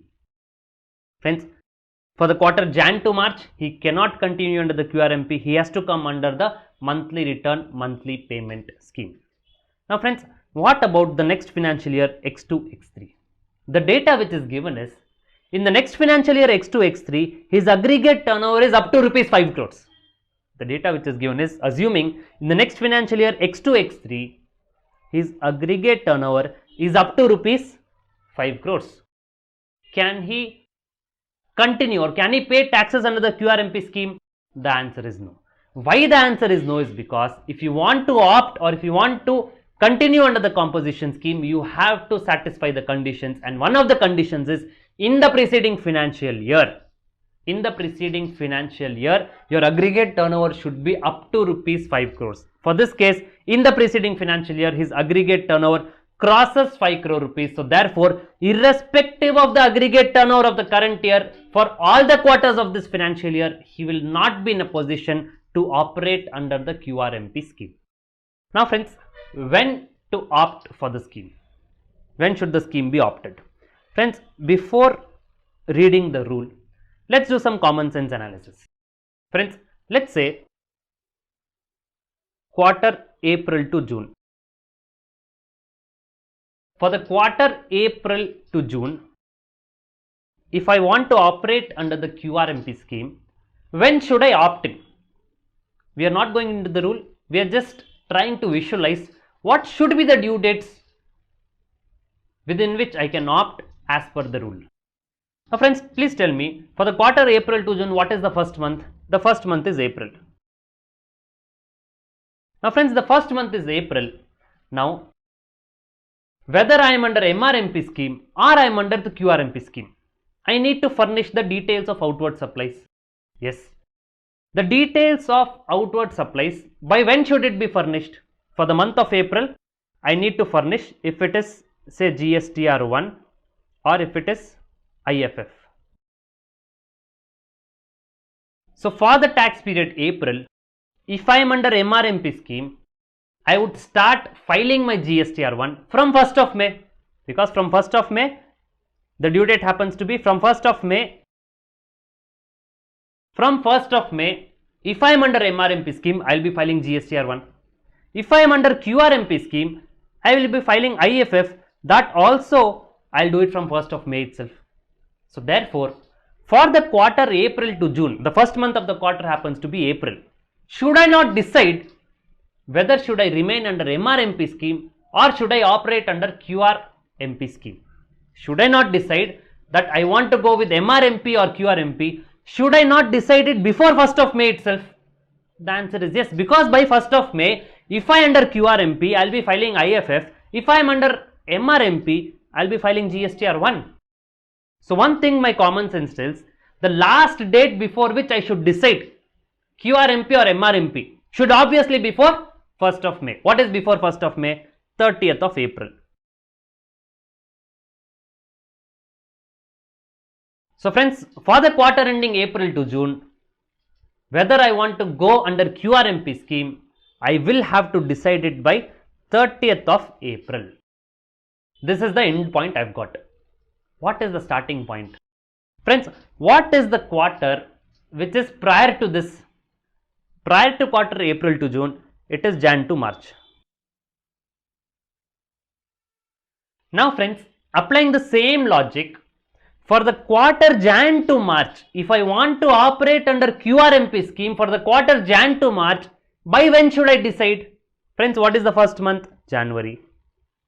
For the month of January, if it is GSTR 1, I will start filing by 1st. If it is IFF, I will start filing by 1st. Now friends, the question is, for the quarter Jan to March, the first month being January, by 1st of February, I will have to start either filing GSTR 1 or filing IFF. So friends, for the quarter Jan to March, by when should I decide whether I want to go under QRMP or not? Before 1st of February. What is before 1st of February? Obviously, it is 31st of Jan. Agreed. For the preceding quarter, what is the cutoff date? 31st of Jan. For the current quarter, what is the cutoff date? 30th of April. Are you following? For the preceding quarter, we are just talking end points. We are just speaking about end points of both the quarters. For Jan to March, my end point was 31st of January. For April to June, my end point is 30th of April. So therefore, for the quarter April to June, for the quarter, please concentrate very carefully. If you know this logic, you need not break your heads too much to mug up this. Now my question is not regarding Jan to March. My question is for April to June, by when should I opt for QRMP scheme? I know the cutoff date, the last date is 30th April. I want to find out what is the starting point. For starting point, I go to my preceding quarter and I find that 31st January was the cutoff date for the preceding quarter, which means that by 1st of February, he cannot choose QRMP scheme for the quarter Jan to March, because for Jan to March, 31st of January was the cutoff date. So friends, by 1st of February, he will not be in a position to choose QRMP scheme for the quarter Jan to March. So therefore, my starting point to choose QRMP scheme for the quarter April to June would become naturally 1st of February. My starting point to choose QRMP scheme for the quarter April to June would become 1st of February. Friends, if you want to remember by logic, it will take little time, but it will sink in your mind forever. If you are going to mugging up, it may diminish, it may vanish in between. I repeat friends, the question is for the quarter April to June, I want to opt for QRMP scheme. What is the slot which is available within which I have to choose that I want to come under QRMP scheme? Because if I do not choose to opt under QRMP scheme, which means that by default I will remain under MRMP scheme. Please understand, we are talking about the first timers who want to decide whether to go under the QRMP scheme or not. Once chosen, I will remain under QRMP unless I exit. But once chosen, for the first time when I am going to choose, what is the slot within which I will have to choose? If I miss the slot, I will miss the scheme for that particular quarter. The question is, for April to June, by when should I choose for QRMP scheme? First, by common sense, we will find out the end point for this quarter. End point for this quarter, what it should be? April is the first month of the quarter. By 1st of May, I should either start filing GSTR1 or IFF. So I will have to decide before 1st of May. What is before 1st of May? 30th of April. I know for the quarter April to June, I will have to decide whether I want to go under QRMP scheme by 30th of April or not. Agreed. What is the starting point? For the starting point, I need to find out what was the ending point of the preceding quarter, because immediately after the ending point of the preceding quarter, my starting point for this quarter would start. Immediately after the ending point of the preceding quarter, my starting point for this quarter would start. What is the preceding quarter? Jan to March. What was the ending point for Jan to March? Similarly, 31st of Jan. So from 1st of February, he will not be in a position to opt QRMP for Jan to March. Yes. So my starting point for the next quarter would start. So hence, I have 1st February till 30th of April. So friends, this we have tried to understand by logic what should be the QRMP scheme's slot within which I can opt for the scheme. Now let's have a look at the rulings. Rule 61A, when to opt.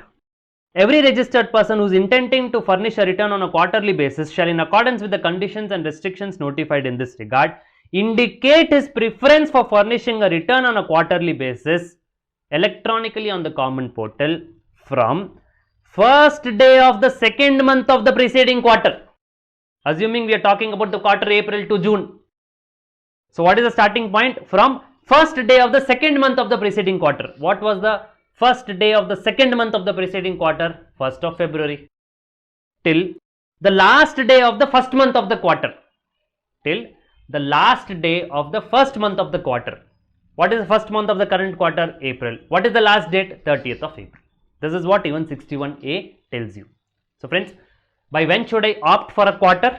From first day of the second month of the quarter till the last day of the first month of the quarter. I repeat, by when should I opt in? From first day of the second month of the preceding quarter. I repeat, it is from the first day of the second month of the preceding quarter till the last day of the first month of the current quarter. The quarter for which you want to opt under the QRMP scheme. We will take few examples, you will be able to understand. For the quarter April to June, you'll have to opt by 1st February to 30th April. This is what we've already seen in the example. For the quarter July to September, please work out what it should be. Friends, it is very simple. For July, by 31st July, I'll have to decide, because from 1st of August, I'll have to file my either IFF or GSTR1. So it is going to be 31st of July. What is going to be the starting point? What is the preceding quarter, April to June? What was the cutoff date over there? 30th of April. What is the next date? 1st of May. 1st of May to 31st of July. For the quarter October to December, by 31st of October, I have to decide the ending point. So for the quarter October to December, I'll have to decide by 31st of October. 31st of October is my ending point. What is the starting point? What was the last ending point? 31st of July. So 1st of August. So 1st of August to 31st of October. For Jan to March, I'll have to decide by 31st of Jan. Yes. What is the starting point? The ending point of the preceding quarter was 31st of October. So therefore 1st of November. If you remember by logic, it is sufficient. Otherwise, if you do not want to remember by logic, it is simple. It is first day of the second month, 1 and 2. First day of the second month of the preceding quarter till the last day of the first month of the current quarter. I would suggest you please go by logics, you will never go wrong. Now friends, please tell me, on 25th of April, I want to opt composition scheme for the quarter April to June. Can I do so? Friends, for April to June, what is the window? 1st February to 30th April. I am opting when? 25th of April. Is it possible? Answer is yes. On 1st of May, I want to opt for the quarter April to June. On 1st of May, I want to opt for the quarter April to June. For April to June, what is the slot? 1st February to 30th April. Can I choose? Answer is no. Does it mean I cannot choose composition scheme at all? The answer is no. It says I cannot choose composition scheme for April to June. But on 1st of May, can I choose for composition scheme for July to September? Let's have a look at July to September. July to September, 1st May to 31st July. So on 1st May, yes, for July to September, I can choose QRMP scheme. I'm sorry, I've used the words composition scheme. We are discussing about QRMP scheme. Jan to March. On 31st of December, can I operate under the QRMP scheme, or can I opt QRMP scheme for the quarter Jan to March? Friends, for Jan to March, it is 1st November to 31st Jan. Yes, by 31st of December, I can opt. Friends, in the course of discussion, mistakenly, if I have used the words composition scheme, it is actually not composition scheme. We are discussing about QRMP scheme. Now friends, let's say I am a newly registered person. I have taken registration on 1st of January. My question is, I took registration on 1st of January. On 1st of January, can I opt for QRMP scheme for the quarter Jan to March? Now friends, what were the dates which were there? For Jan to March, by when should I opt? For Jan to March, I will have to opt by, let's have a look at the chart, by 1st November to 31st Jan. I'll have to opt for the quarter Jan to March. So now friends, when I've taken a new registration on 1st January and on 1st January I want to opt for the QRMP scheme, can I do so? The answer is yes, I can do till 31st of January. So yes, I can do. Next question, I have taken registration on 1st of February. On 1st of February, after taking registration, can I choose for QRMP scheme for the quarter Jan to March? Friends, for the quarter Jan to March, what is the last date? 31st of Jan. On 1st of February, can I choose QRMP scheme for Jan to March? The answer is no. But does it mean I cannot opt QRMP scheme at all? Friends, on 1st of February, can I opt this QRMP scheme for April to June? As on 1st of February, am I in a position to opt? Friends, how do we find out the cutoff dates? For April to June, I'll have to decide by 30th of April. And what is the preceding quarter? Jan to March. For Jan to March, what was the cutoff date? 31st Jan. So what is the next date? 1st of February. So friends, on 1st of February, can I choose the QRMP scheme for April to June? The answer is yes. Now friends, comes a question. If you could recollect, if a person wants to opt under the QRMP scheme, he needs to satisfy certain conditions. What was the condition? The condition was that the return of the preceding month needs to be filed. Only then I will be in a position to opt for the QRMP scheme. The date on which I am going to opt for the QRMP scheme, on that particular date, the return of the preceding month needs to be filed. Now friends, please tell me, this person has obtained new registration 1st Jan, 1st February. How can he opt? On 1st of Jan, we say that yes, he can opt for the quarter Jan to March, but has he filed his returns for the December?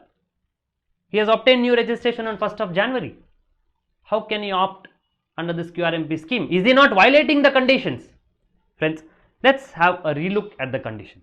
The condition tells you return of the preceding month as due has to be filed. Is the return of the preceding month December due on 1st of January for a newly registered person? The answer is no. For a newly registered person, there is no returns which are due. So therefore, this condition itself is not applicable. So friends, this newly registered person, for him this condition of returns of the preceding month as due needs to be filed is not applicable. So friends, the point which we are going to discuss is newly registered person also can opt for QRMP scheme if he is fitting within that window. This condition of return of the preceding month as due needs to be filed is not applicable to him because for him there are no preceding month's returns which are due. Friends, a quick recap of whatever we have seen so far. Friends, returns could either be monthly or quarterly. If it is monthly, details of outward supplies, the due date happens to be 11th of the subsequent month. GSTR 3B, the due date for filing the return GSTR 3B is 20th of the subsequent month. The due date for payment also happens to be 20th of subsequent month. In case if the return is a quarterly return, details of outward supplies. For the first and the second month, it is through IFF. Due date happens to be between 1st to 13th of the subsequent month. You cannot file IFF for the first month beyond 13th of the subsequent month. For the third month, it is GSTR 1. The due date is 13th of the subsequent month. Return is quarterly, GSTR 3B. The due date for return happens to be for category A states 22nd of the month following the end of the quarter. Category B states 24th of the month following the end of the quarter. The due date for payment of taxes for the first and second month 25th of the subsequent month. For the third month, either it is 22nd or 24th depending on category A or category B states. Friends, QRMP scheme, certain points. Eligibility: registered person whose aggregate turnover in the preceding financial year is up to 5 crores. Conditions for opting: return of the preceding month as due has to be filed. Option once exercised is valid for future tax periods until revised. Once ATO crosses 5 crores in a quarter, not eligible for QRMP scheme from the succeeding quarter. And friends, when to opt in for QRMP scheme for a quarter? From the first day of the second month of the preceding quarter till the last day of the first month of the quarter for which option is being exercised.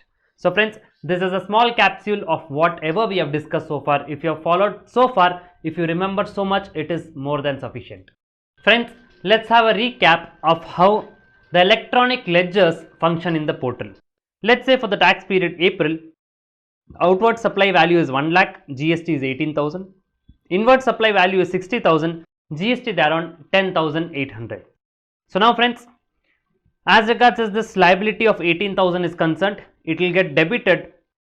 It would get debited to my electronic liability ledger. As we all understand, liabilities under GST are created by debiting the liability ledger. Now friends, as regards as this input tax credit is concerned, when I am going to file the returns and include this 10,800 rupees in the return, this would go and sit in my electronic credit ledger. So I have electronic credit ledger 10,800 rupees. So now friends, output is 18,000, ITC is 10,800. So now friends, I need to pay 7,200 through my electronic cash ledger. So what do I do? First I go to the portal, create a challan. After creating the challan, there are various modes of payment. Through any of the mode of payment, I make a payment of 7,200 rupees. I make a payment of 7,200 rupees in my electronic cash ledger. Now friends, please tell me, have I discharged my liabilities? I have a liability to the extent of 18,000 rupees.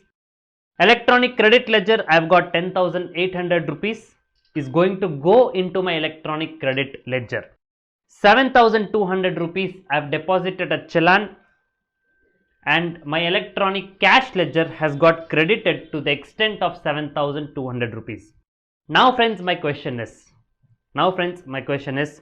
by just crediting the electronic cash ledger by 7,200 rupees, or in simple terms, by just depositing an amount of 7,200 rupees, have I discharged my liabilities? The answer is no. Friends, as we all understand, under GST, liabilities can be discharged either by debiting my electronic credit ledger or debiting my electronic cash ledger.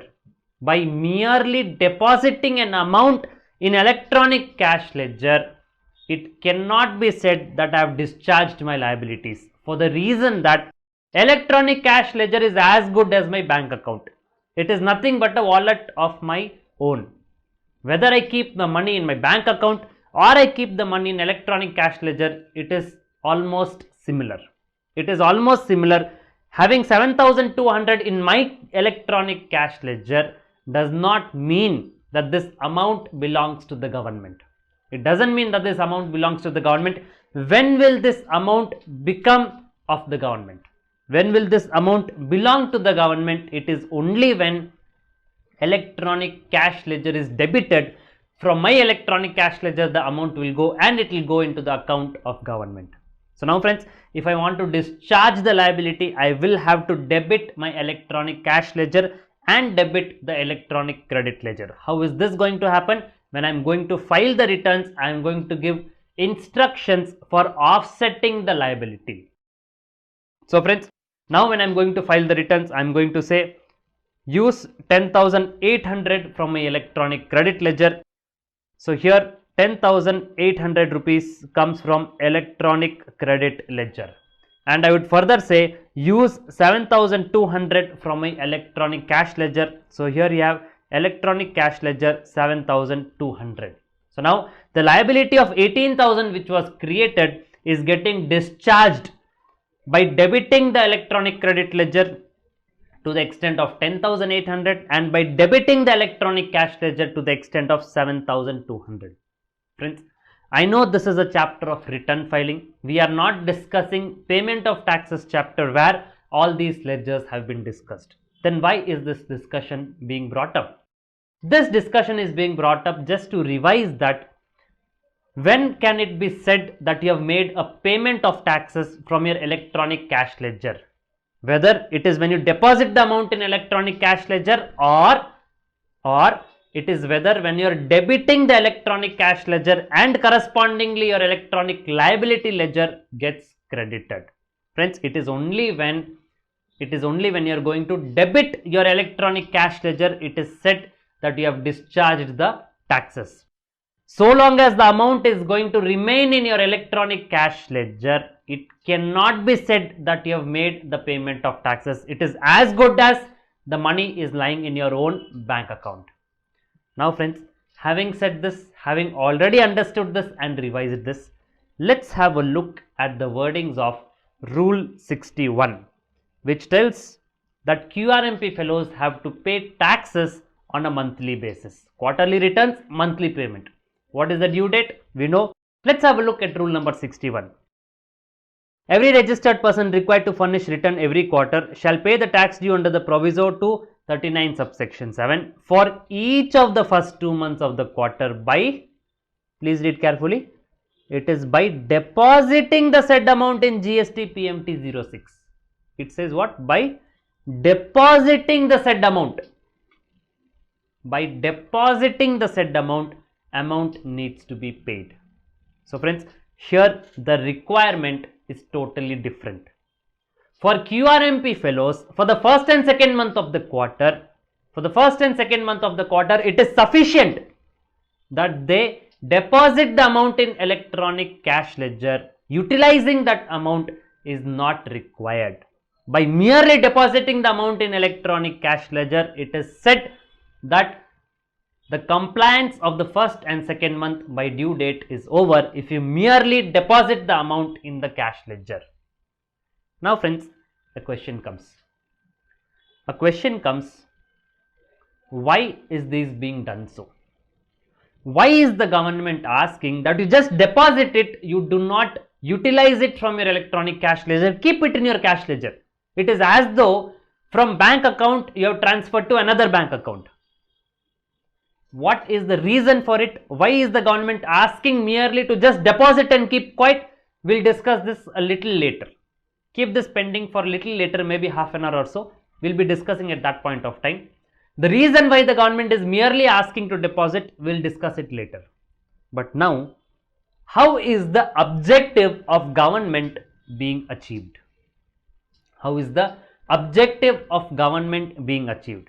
Friends, what was the intent? What was the intention behind asking the quarterly return filers to pay monthly taxes? What was the intention behind asking the quarterly return filers to pay monthly taxes? It was because the government wanted money faster. Otherwise, quarterly return filers could have paid quarterly taxes itself. Government introduced the scheme of quarterly return and monthly payment because the government wanted the taxes quicker. So therefore, it is monthly payment. Now friends, please tell me, let's say there's a taxpayer who deposits in his electronic cash ledger. Let's suppose it is quarter April, May, June. For the month of April, the due date to deposit is by 25th of May. Let's suppose by 23rd of May I deposit the amount. By 23rd of May I deposit the amount. It is there in my electronic cash ledger. And friends, 25th has gone. Let's suppose on 26th of May I apply for a refund of my electronic cash ledger. Is electronic cash ledger my own bank account? Yes. It is my own bank account. It is as though the money is lying in my bank account. Can I apply for a refund from my electronic cash ledger? Yes. Now friends, amount deposited on 23rd, refund applied on 26th. Has the taxpayer complied with the law? The answer is yes. The government asked him to deposit it by 25th, he has deposited it. It goes into the common pool of electronic cash ledger. Afterwards, he asks for a refund of it. He says, I have complied with the law. But is the objective of government met? Friends, there is a specific reason why the government is asking you merely to deposit and keep it. What is that reason? We'll discuss later on. But having you deposited it, if you are going and applying for a refund, the objective of the government is not met. So therefore, friends, what is the solution? The solution is if you are making payment for the first and second month under QRMP scheme, or to rephrase it, if you are depositing an amount in the electronic cash ledger to discharge the liability of the first and second month under the QRMP scheme, that amount would be earmarked separately. That particular amount of the electronic cash ledger, the government will keep that amount separately. That particular amount, you cannot apply for a refund, neither can you use it for any other purpose.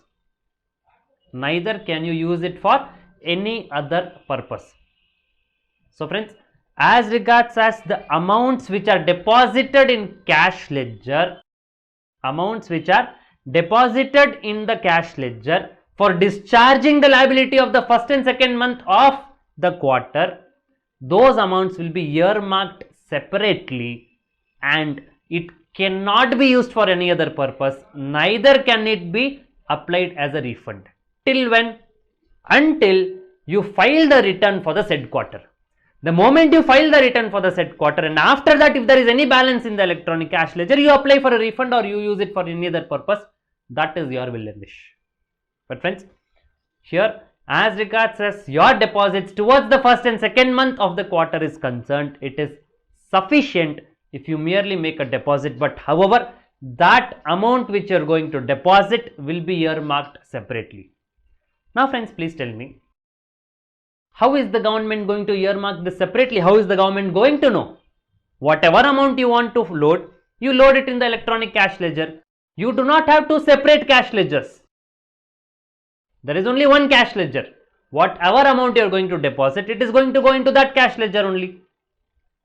So friends, when you are going to make a deposit, the solution is, when you are going to make a deposit in the electronic cash ledger, the portal is going to ask you reason for the deposit. The portal is going to ask you a reason for the deposit. It is going to ask you what is the reason for creating the challan, whether the reason is monthly payment for quarterly return or any other payment. Now friends, if you are going to select this reason, monthly payment for quarterly return, which means that this amount would be earmarked separately. This amount would be flagged separately till and unless you are filing the return for this particular quarter. You will not be allowed to either make an application of refund of this amount, nor will be allowed to utilize this amount for any other purpose. What could be the any other purpose? Let's suppose any other purpose, you receive a notice from the department for some liability of the preceding tax periods, wherein you have to pay the amount. You got balance in your electronic cash ledger, but that balance which is there in the electronic cash ledger, you deposited it using the reason as monthly payment for quarterly return. You will not be able to utilize this amount to discharge your liability of the order which has come. You received a show cause notice and thereafter order has come. You are supposed to pay this. You have accepted to pay this. You have accepted to pay this. Now friends, you will not be in a position to utilize this amount. You will not be in a position to utilize this amount against the demand which is being raised. So friends, the sum of the discussion is the deposits, point number 1, to discharge your liability towards the first and second month of the quarter under the QRMP scheme. It is sufficient if you are making a deposit in the electronic cash ledger. However, while making this deposit, you have to select the reason as monthly payment for quarterly return. When you select the reason as monthly payment for quarterly return, you will not be in a position to utilize this amount for any other purpose, nor will you be in a position to apply for a refund of it. Till when? Till the return for this particular quarter has been filed. So friends, the amount deposited, rule number 61, the amount deposited by the registered person under sub rule 3 shall be debited while filing the return of the said quarter in form 3B, and any claim of refund of such amount lying in the balance in electronic cash ledger will be permitted only after the return in 3B for the said quarter has been filed. Also, no other usage shall be permitted. I am sure you are able to follow this. So friends, now we update the master chart. Whatever additional points which we are going to see hereafter, we are going to update in this master chart. So far we have already seen the new update is first and second month, it is 25th of subsequent month is the date. And how are you going to discharge this? Merely by deposit. It is merely by deposit in the electronic cash ledger. This amount is going to be earmarked separately. You cannot use it for any other purpose, neither you can apply for a refund of it until the return for this particular quarter has been filed. Friends, let's take few examples. Before we take the examples, quick recap. Under QRMP scheme, the due date for depositing the tax amount in the electronic cash ledger for the first month, 25th of the subsequent month. For the second month of the quarter, 25th of the subsequent month. For the third month, it is going to go along with the return GSTR 3B. Now friends, let's say for the quarter April to June. For the quarter April to June, for the month of April, the output tax is 50,000. Input tax credit in accordance with 36 sub rule 4 is 40,000. Now friends, what is the amount which I need to deposit in the electronic cash ledger? It is 10,000. So 50,000 minus 40,000, 10,000. We are discussing under QRMP scheme. How are you going to compute the amount which you need to deposit in the electronic cash ledger? So friends, 50,000 is the output tax. Input tax credit according to 36 sub rule 4 happens to be 40,000. So friends, please concentrate. How are you going to calculate input tax credit? Each month you will have to check in into your GSTR 2B, and according to 36 sub rule 4 you will be in a position to take the credit. So we'll compute the credit 50,000 minus 40,000 input tax credit as per 36 sub rule 4. Difference is 10,000. This 10,000 rupees you need to make a deposit in the electronic cash ledger. The next one, for the month of May, output GST is 60,000. What is appearing in your GSTR 2B, and in accordance with 36 sub rule 4, your input tax credit stands at 40,000. So you need to deposit 20,000 by 25th of June. For the month of April, you will be depositing it by 25th of May. For the month of May, you will be depositing it by 25th of June. For the month of June, output is 30, input tax credit is 25,000. But friends, you will not be depositing 5,000 anything in your electronic cash ledger, because friends, the facility is given only for the first and second months of the quarter. So friends, for the month June, how are you supposed to do? You are going to take the total. The total for the quarter output tax is 1,40,000. ITC calculated according to 36 sub rule 4 is 1,05,000. So now you will say GSTR 3B for the month, for the quarter April to June, total output tax 1,40,000, total input tax credit 1,05,000, amount which is payable from cash ledger is 35,000, of which you have already deposited 30,000, So the difference 5,000, you need to file the return for the quarter April to June and pay these taxes along with the return. So assuming it is category A state, the due date for payment of taxes and filing the return for the quarter April to June happens to be 22nd of July. I am sure by now you are familiar with how the calculations are going to happen. Each month you need to check what is your output tax, what is the input tax credit which you are eligible for according to 36 sub rule 4. Subtract that, the difference amount, just deposit it in an electronic cash ledger by selecting the reason as monthly payment for quarterly return. It will just be a deposit, it will not be utilized, it will not be offsetted. But however, until and unless you are going to file this return for the quarter April to June, you will not be in a position to use this amount for any other purpose, nor will be in a position to make an application for refund of that amount. Let's take another example. Let's say friends, for the quarter April to June, for the month April, output is 50, input tax credit you are eligible according to 36 sub rule 4 is 40,000. So friends, 10,000 you are supposed to deposit by 25th of May. Now friends, for the next month May, you have made nil supplies. Your outward supplies made is nil. Input tax credit according to 36 sub rule 4 is 40,000. Are you required to deposit anything in the electronic cash ledger? The answer is no. Because friends, for the month of May, according to your computation, there is nothing which you are supposed to pay through cash. So therefore, you need not deposit anything in your cash ledger. So friends, it is as good as you are doing self-assessment each month. So 50 minus 40, 10. Here you have nil and 40 is your ITC. So it is again nil which you are going to deposit through your electronic cash ledger. Now friends, for the month of June, output is 30, input tax credit is 25. Output is 30, input tax credit is 25. But for the month of June, you need not deposit anything separately. It is going to go along with the return which you are going to file for the quarter April to June. Now friends, the total for the quarter output tax is 80,000, input tax credit is 1,05,000. Output tax is 80,000, input tax credit is 1,05,000. Now please tell me friends, for this particular quarter, are you required to deposit anything in the cash ledger? You just ignore whatever you have deposited so far. This 10,000 whatever you have deposited, just forget for a moment. Otherwise, for this particular quarter, are you required to deposit? Are you required to deposit? Are you required to pay anything from your cash ledger? The answer is no. Because your output tax is 80, your input tax credit is 1,05,000. You don't have anything to be paid from your electronic cash ledger. But friends, have you already deposited some amount in your electronic cash ledger? The answer is yes. You have already deposited 10,000 in your electronic cash ledger. So now friends, please tell me what is going to happen to this 10,000. Can you make an application of refund for it? The answer is yes. But when? Only after you file the return for the tax period April to June. Because please remember, whatever deposits which you are making in PMT06 for the first and second month of the quarter, selecting the reason as monthly payment for quarterly return, you will not be in a position to make an application for refund unless and until you file a return for the particular quarter. So friends, this 10,000 you are eligible for refund, but only after filing the refund, only after filing the return for the quarter April to June. So friends, now the workings are going to be something like this.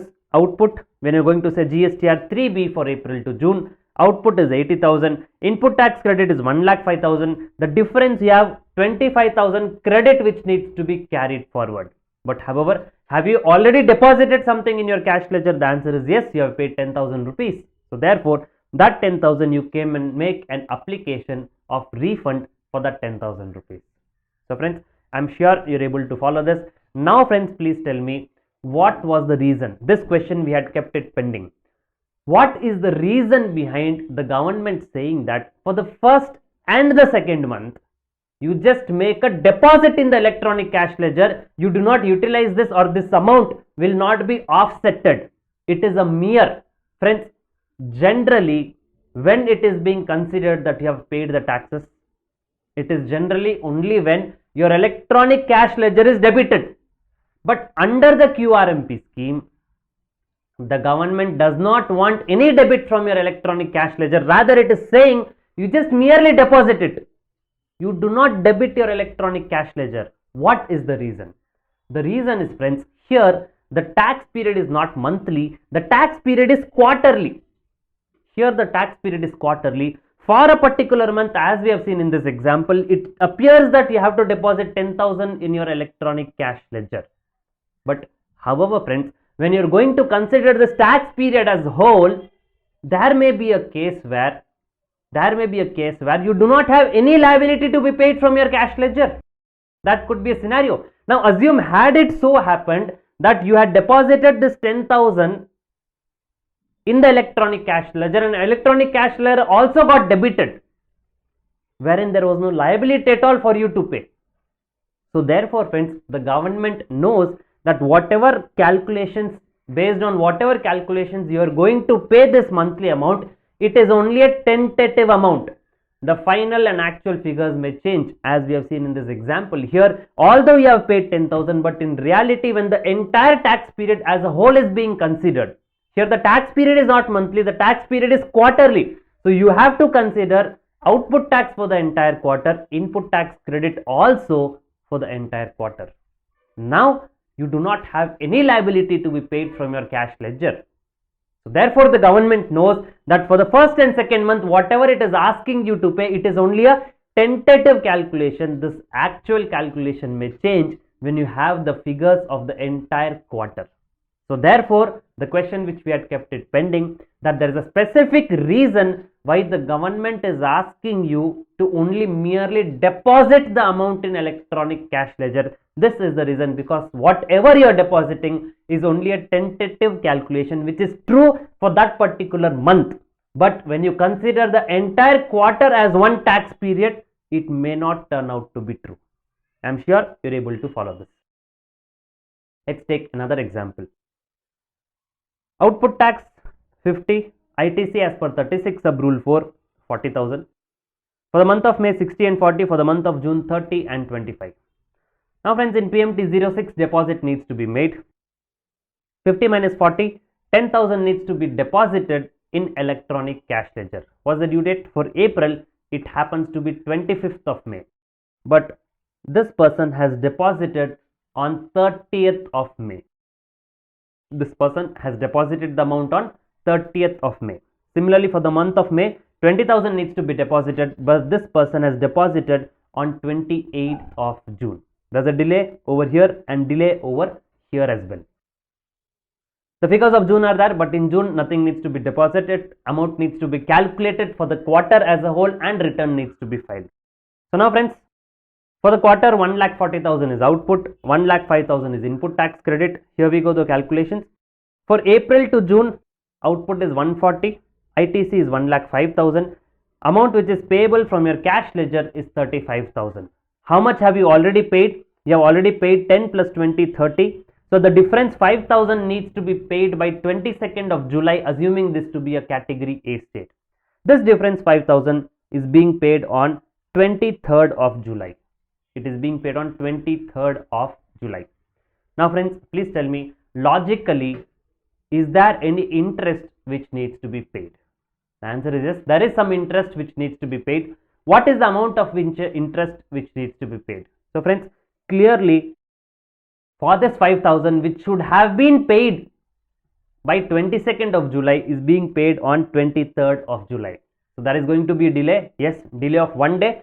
Interest needs to be paid at 18% per annum. Similarly friends, for the first and second month, you were required to deposit this on 25th, but you have deposited with a delayed manner on 30th and 28th. Are you supposed to pay interest on this as well? The answer is yes, you are supposed to pay interest on this as well, because you are required to deposit by 25th of the subsequent month, wherein you have made a delay in deposit. So therefore, interest is payable on this as well. So friends, now April due date is 25th, paid on 30th, delay of 5 days. May, delay of 3 days. For June, delay of 1 day. For all these, interest needs to be computed. Total amount of interest 58 rupees needs to be paid according to this example. I am sure you are able to get a gist of what we are trying to understand. Under the QRMP scheme, return filing is quarterly. However, tax payments are monthly. How are you going to compute the tax payments? It is output tax minus input tax credit which you are eligible for according to 36 sub rule 4. That amount you are going to deposit by 25th of subsequent month.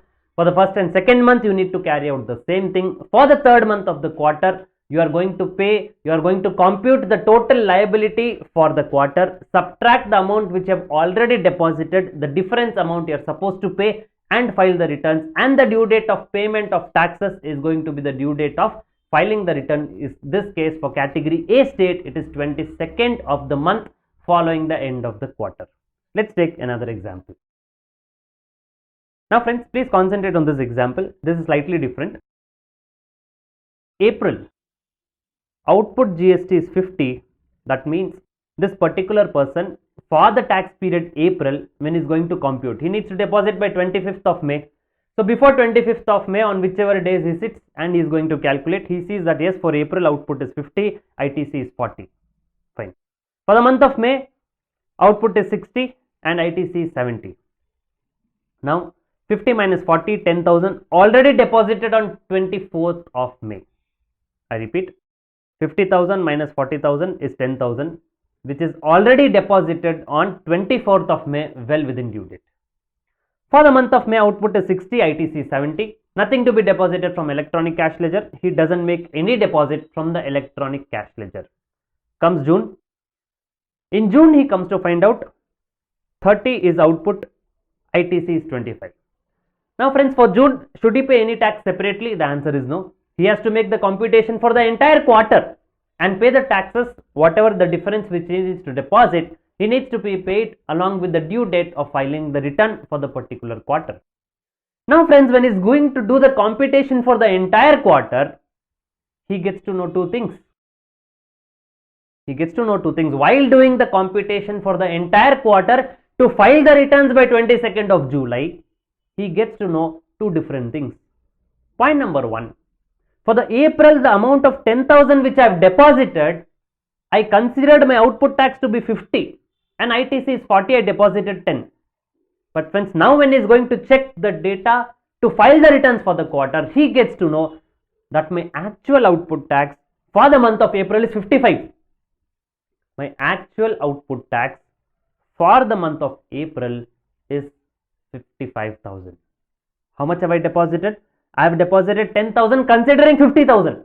But for the month of April, my actual output tax, there was some error which has happened, some invoice which was omitted, so that my output tax came down to 50. But my actual output tax is 55. He also gets to know that for the month of May, my output tax was, which was I assumed for the purpose of making a deposit for the second month of the quarter, 60, but actually it is 65.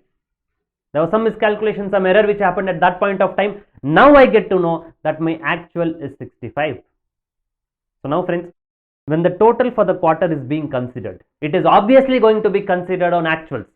So for the quarter, it is 55 plus 65 plus 30. For the quarter, my output tax is 1,50,000. My input tax credit is 1,35,000. So I make a calculation.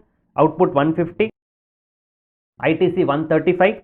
Difference payable is 15,000. Difference payable is 15,000. How much have I already paid? I have already paid 10,000. So minus 10,000. Difference 5,000 needs to be paid from electronic cash ledger, and this is deposited by 20th of July itself. The return is being filed. The taxes are also being paid by 20th of July itself. Now friends, please tell me, is this person liable to pay any interest to the government? Is this person liable to pay any interest to the government? Friends, what was the due date for depositing the amount for the month of April? 25th of May. Has he deposited it? Yes, by 24th of May itself. What was the due date? What was the due date for depositing or for paying the taxes for the quarter April to June? It is 22nd of July for category A states. He has already done this on 20th of July. Is he liable to pay any interest? Friends, please concentrate. The amount which he has deposited is 10,000 on 24th of May. Ideally, what or how much should he have deposited? He should have ideally deposited 15,000, because actual is 55 minus 40, it is 15. Amount which he has deposited is 10. He should have deposited 15, but he has deposited only 10,000. So is there a delay in depositing this 5,000? The answer is yes. There is a delay in depositing this 5,000. This 5,000 is going to deposit it now. So therefore friends, even though he has deposited the amount well within time, but the amount which is deposited is a short deposit. So therefore, there is an interest which needs to be paid. How is the computation of interest going to happen? For the April, due was 15, paid was 10. Paid was 10. There is a delay of 5,000. From which date it is going to start? Obviously, it is going to start from 26th of May. Because the time limit which was already given was till 25th of May. Friends, please concentrate. Even though you have paid 10,000 short on 24th of May, interest will not start from 25th of May. Interest will start only from 26th of May, because the due date itself expires on 25th of May. So you paid early doesn't mean you have to pay more interest. So now 26th of May till you're depositing this on 20th of July. So for 55 days the government asks him to calculate the interest and pay the interest of 136. Now friends, ideally everything is okay. The assessee questions whether this QRMP scheme, is it a reality or is it a joke? What was the intention behind introducing QRMP scheme? To reduce the compliance burden on the assessee, to reduce the compliance burden on the registered person. He need not file return every month, he need not do the calculations every month, he need not pay consultant fees every month. These were the objectives behind introduction of QRMP scheme. Now the assessee, the registered person, is questioning the government that under quarterly return, if you are having monthly payment, how am I supposed to do the monthly payment? By doing calculations. I have to do the entire calculations. I have to check my input tax credit according to 36 sub rule 4. I have to match what is there in my books, what is appearing in the portal, what is the mismatch. I have to do the entire calculations month on month. For the month of April, I have to deposit tax. For that, I have to compute what is my output tax. I have to compute what is 36 sub rule 4 input tax credit. What is the difference which is there between monthly filers and quarterly filers? The only difference is monthly filers will do all the calculations, file the return. Quarterly filers has to do the entire calculations, just that not punch the figures in the portal. If that is the only relaxation which is given and the scheme is packed as a compliance free or compliance easy scheme, this is not acceptable. Rather than QRMP quarterly return monthly payment, it is something like quickly reach a medical practitioner. I would say QRMP is quickly reach a medical practitioner because there's so much of headache, so much of complexity which is involved in this scheme. So therefore friends, this QRMP scheme which goes with self-assessment. Return is quarterly, but when payment is monthly, and when this monthly payment is based on self-assessment, what is the difference between a monthly filer and the quarterly filer? So friends, is this scheme simplicity or complexity? Is it not as good as a monthly return, where the two questions which are raised by the registered person? What is the answer to these questions? Has the government come out with a solution? Has the government come out with some midway solution to address this issue? Let's have a look. Subscribe to LearnCab and hit the bell icon to get notified.